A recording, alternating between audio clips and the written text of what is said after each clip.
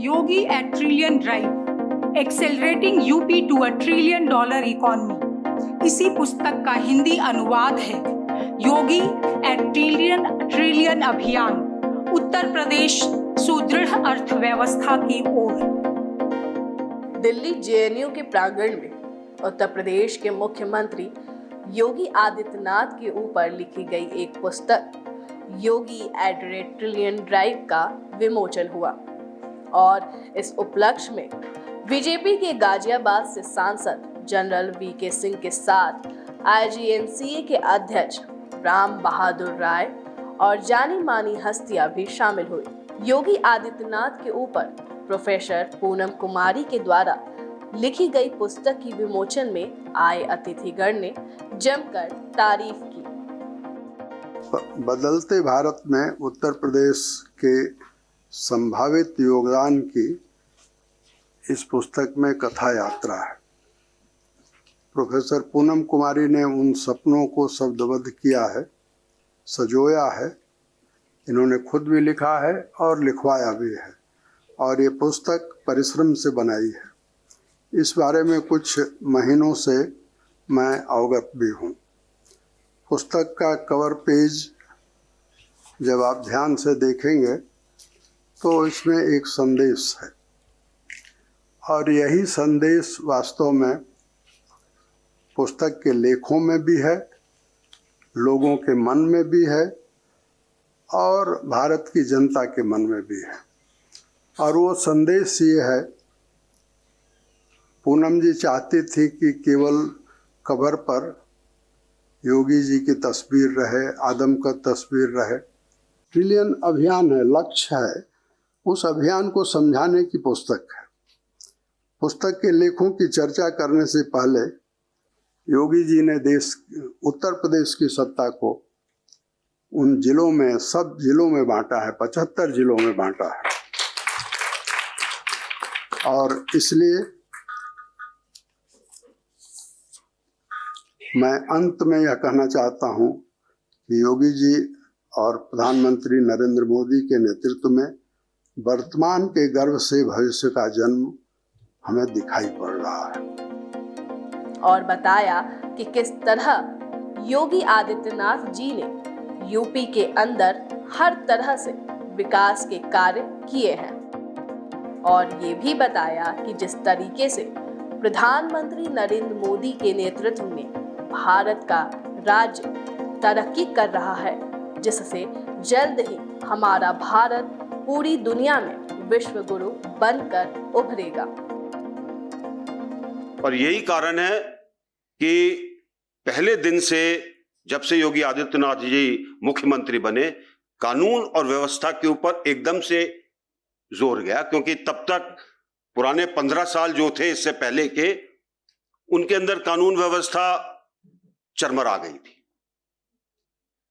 अब जैसे जैसे कानून व्यवस्था सुधरती गई, अपने आप लोग बाग निवेश के लिए आते गए। ये तो गाजियाबाद जैसी जगह के अंदर जो पहले एक उद्योग के लिहाज से वहां पर बढ़ावा दिया गया था, मुझे याद है 2014 के अंदर जब मैं पहली बार आया वहां से सांसद बनकर, इंडस्ट्रियल एरिया खाली थे, बहुत से लोग पलायन कर गए थे। 3 साल के बाद हमने देखा लोग बाग दोबारा आने लगे, ये कानून व्यवस्था सुधर गई। लोगों को डर नहीं था कि कोई आके फिरौती मांगेगा, कोई आके उनसे रंगदारी की बात करेगा कि इतने पैसे दे दो नहीं तो देख लेंगे। वो बातें खत्म होने लगी। और इसलिए जब उद्योग आता है, उद्योग लगता है, लोग बाग निश्चिंत होकर काम करते हैं, तो प्रदेश आगे बढ़ता है। और जब प्रदेश आगे बढ़ता है तो उसकी आर्थिक व्यवस्थाएं सुधरती हैं और जो फिर आप लक्ष्य रखते हैं उस पर पहुंचने में आपको आसानी होती है। बूथ से निकलकर कुछ महिलाएं आ रही थी, रुक के उन्होंने उनसे पूछा कि आपने किसको वोट दिए। कोई जवाब उनको नहीं मिला, तो उन्होंने कहा आप कौन हैं? तो उन्होंने, आप तो लगता है गांव ज्यादा अहीरों का है, तो आप यादव होंगे। उन्होंने कहा नहीं जी, हम यादव नहीं हैं, हम जाट हैं। तो उन्होंने कहा अच्छा, तो फिर तो आपने जयंत चौधरी को वोट दी होगी, उन्होंने कहा नहीं। तो उनमें एक बुजुर्ग महिला ने कहा हमने बाबा को वोट दी है क्योंकि आज अगर हमारी लड़कियां जो भी कपड़ा पहन सकती हैं, जहां जाना चाहें जा सकती हैं, उनको कोई फिक्र नहीं है कि कोई उनको छेड़ दे। ये कानून व्यवस्था और लोगों के अंदर जो एक विश्वास जगाया है उन्होंने मुख्यमंत्री होने के नाते, ये विश्वास जब आप किसी और काम करने के लिए कहते हैं तो उस विश्वास के ऊपर लोग बाग भी खरे उतरते हैं। तो अगर हम कहते हैं कि उत्तर प्रदेश 1 ट्रिलियन इकोनॉमी बनेगा, तो मेरा मानना है कि जरूर बनेगा। ये रिकॉर्ड क्रॉस कर जाए उसके बारे में गारंटी नहीं लेता हूं, लेकिन 1 ट्रिलियन तो जरूर बनेगा।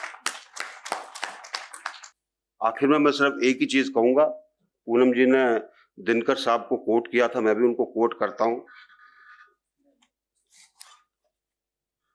है नहीं विघ्न कोई जग में जो रोक सके आदमी को मग में। है विघ्न नहीं कोई जग में जो रोक सके आदमी को मग में। थम ठोक ठेलता है जब नर पर्वत के जाते पांव बिखर। थम ठोक ठेलता है जब नर पर्वत के जाते पांव बिखर। मानव जब जोर लगाता है पत्थर पानी बन जाता है।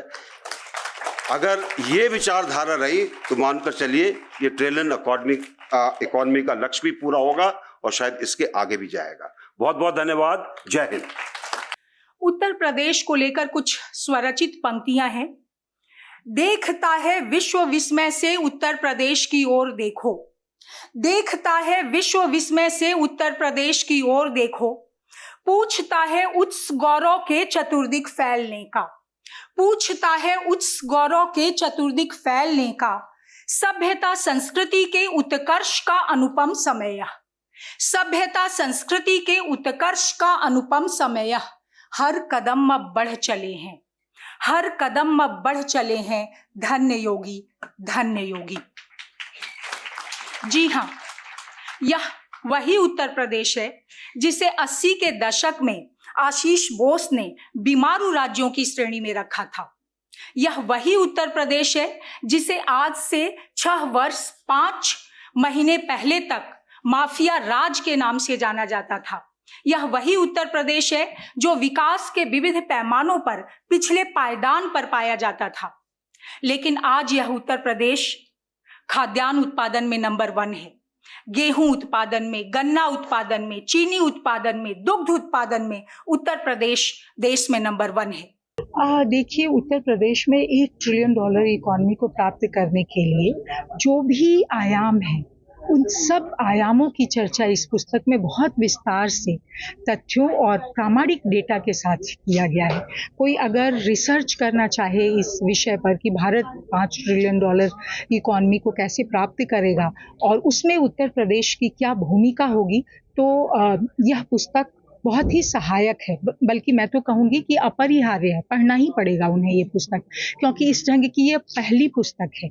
उसमें ODOP हो या फिर MSME हो या फिर एग्रीकल्चर हो, इंफ्रास्ट्रक्चर हो, अर्बनाइजेशन हो, ईज ऑफ डूइंग बिजनेस हो, स्किल डेवलपमेंट हो, लॉ एंड ऑर्डर हो, वुमेन एम्पावरमेंट हो, सब पर बहुत विस्तार से तथ्यों के साथ, आंकड़ों के साथ काम किया गया है। 3 बातों पर हम लोगों ने ध्यान रखा था जब हम लोग ये पुस्तक की रूपरेखा बना रहे थे।